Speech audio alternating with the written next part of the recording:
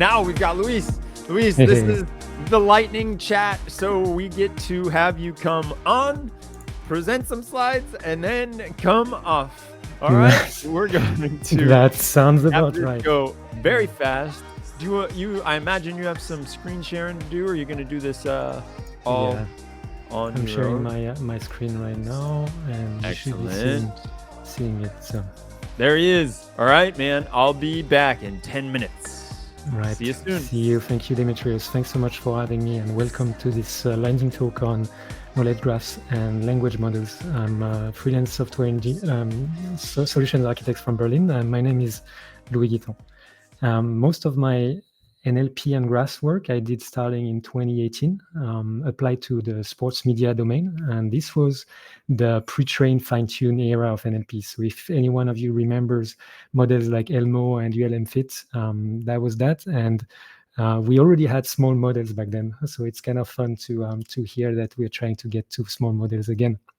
And so in this talk, KG will stand for knowledge graph, and LM will stand for language model, which can be small or large.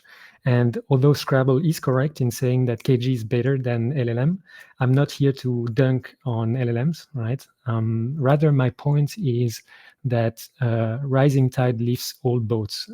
That sentence applied to tech means that the rising tide of LLMs will lift all over areas, including KGs.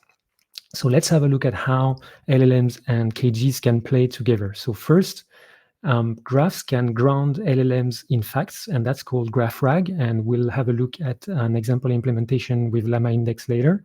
Second, LLMs can help build knowledge graphs.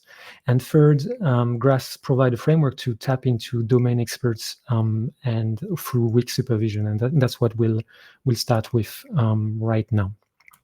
So visualization unlocks expert semi-supervision, and that helps us humans to understand black box models. So on the left, you have a paper from 2020 by Vincent Warmerdam that was using UMAP on embeddings to find some quality issues in them. On the right, you have an out-of-the-box visualization from a graph database. And in both cases, there's context with color, metadata, and with algorithms that give you visual meaning.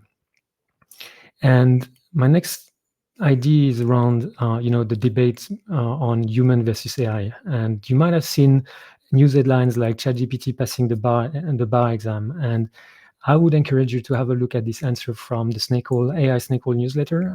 It shows that models like ChatGPT memorize the solutions rather than really reason about them. And it explains that, how exams are actually a quite poor way to compare humans with machines. And instead, there's a whole new area of research around what's called reasoning and planning to go beyond memorization. And I think graphs can help with that. Finally, the proof is in the pudding. And with this other idiom, I mean that the value of LLMs must be judged based on their results in production.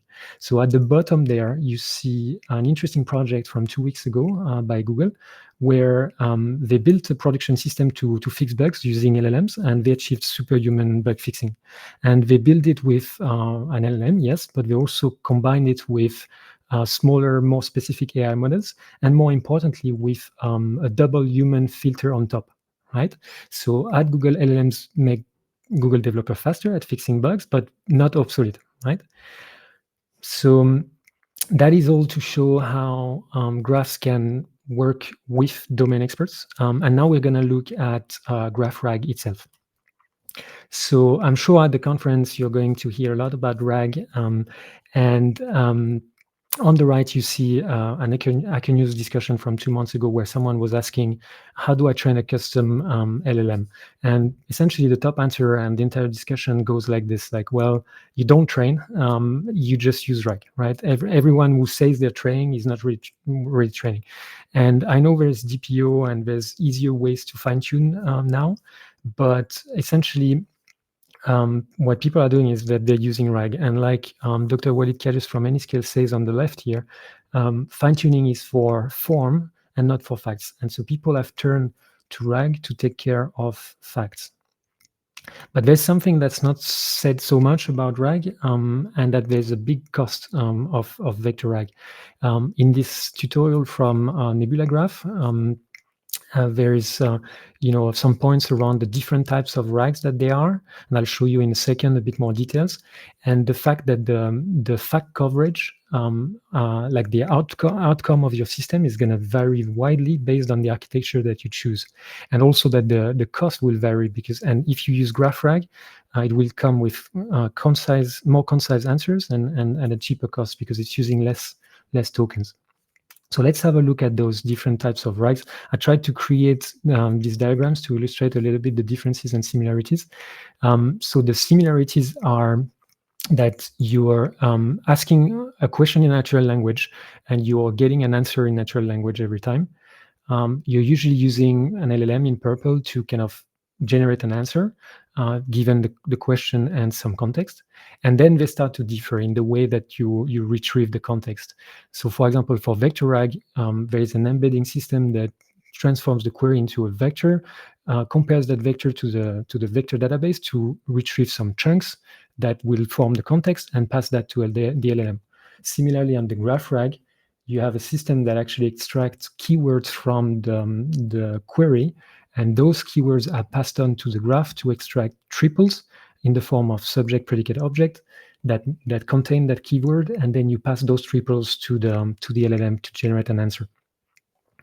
And so, today with, for example, Llama Index, in 10 lines of Python, you can code your GraphRag system. So you see me here using a local Ollama LLM model, a local Neo4j knowledge graph, and then I instantiate the graph retriever, which extracts the keywords from the query.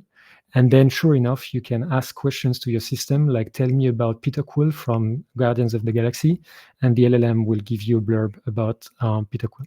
So that's pretty awesome that it works in just 10 minutes, but let's look a little bit more into the details next. So in order for this to work, you're going to need to first construct your knowledge graph. Just the same way that when you have vector RAG, you need to build your vector database and embed your documents. For graph RAG, you're going to need to build a knowledge graph, and for that you need to do triple extraction. And people are usually doing this in a couple of ways. Either they're using a fine-tuned model like Rebel, or they're using an LLM with a chain of prompts that say something like extract for me a few triples in the form of subject, predicate, object. And the issue with those approaches is that usually the quality is pretty poor that comes out, and there's a big lack of control in terms of what comes out. And there's also a chain of different prompt chains, one for getting the entities, one for disambiguating, etc. And then you're passing the answers with regexes and stuff. Nevertheless, it's very easy to do. So again, you use your LLM, you use your knowledge graph, you get the data, and then in just 10 lines, you're using the high-level APIs from Llama Index to create the knowledge graph. But what's the result of this? Here's the graph that you get for Guardians of the Galaxy Volume 3. There are issues on the nodes where Peter Quill and Quill are two different entities here instead of being just one.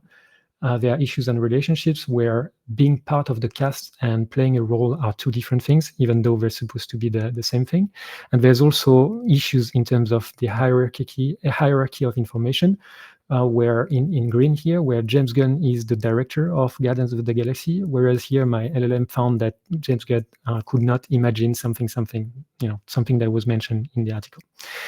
So that is to be contrasted with the KG that a human would build in Wikipedia, where you have James Gunn, the director of the movies, Chris Pratt, the performer of Star-Lord, and then the movies and Star-Lord that both appear in the Marvel Cinematic Universe.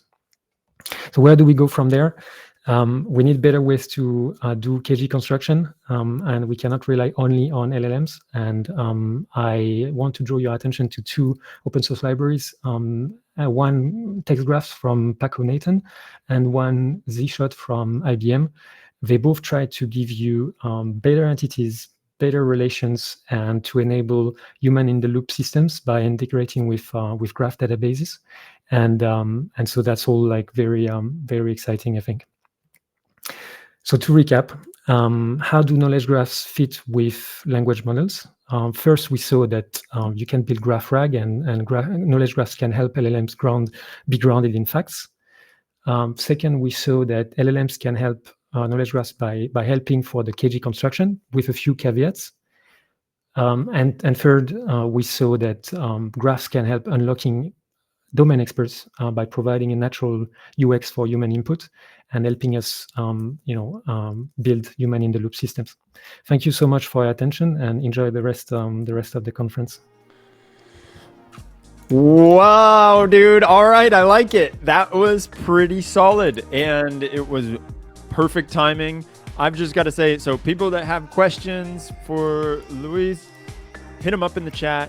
And there is a funny one that came through that I want to just mention right now from the chat. And there is somebody asking for merch that is, they were saying, I want Louis Guitton merch, not Louis Vuitton or whatever. Yeah, that's a classic. One letter mistake. That's a ripoff there, but that is it, dude. Yeah. That is. Yeah, I'm happy to chat in the chat, and see you there. Enjoy the rest of the conference. Thank you so much.